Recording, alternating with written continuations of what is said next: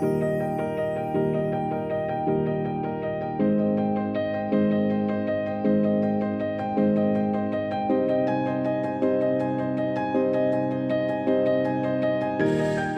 I was a baby, I was born with little holes in my heart, right? And when I was 6 months old, I had to go under an open heart surgery. And then when I was 6 years old, it found out that from that surgery, there was scar tissue that was swelling up in my heart. So then boom, back on the operating table. So that surgery went successful, but the problem was when they tried to put my rib cage back together, they put these wires in. Those wires, man, I grew up too fast, so those broke, right? So they're just tearing up my chest for years. So I was like, there's no way I'm ever gonna play a sport. Like, this is it. I'm gonna be bedbound for the rest of my life. Even in 8th grade, I had to take online school.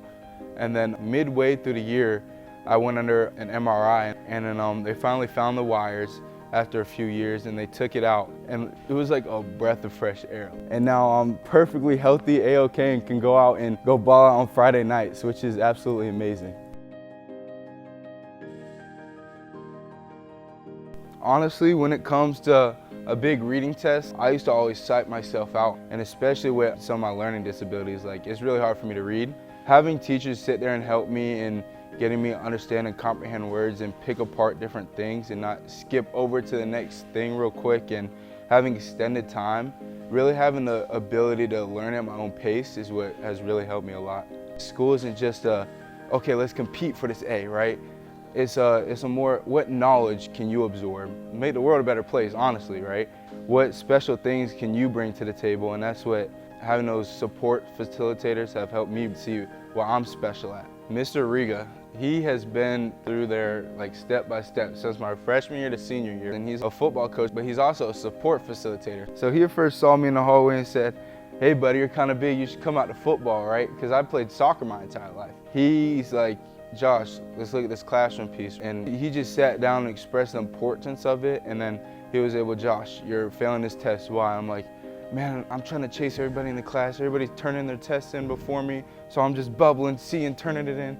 He was like, "Josh, well, let's step aside, come test with me, and we'll sit down and you'll have your time to take the test." We all learn differently. And it's just being confident in yourself and knowing that you just gotta learn your own way. I gotta work harder with having a disability in learning, but then also having football take up all the time in my life. It's really a balance in a schedule, especially with being in a class like AP Statistics. You got a big game on Friday, but you also got that stat test on Friday too. So if I didn't have football, I wouldn't have academics. And if I didn't have academics, I wouldn't have football, right? I plan on enrolling at Vanderbilt and pursuing a finance degree or a business degree.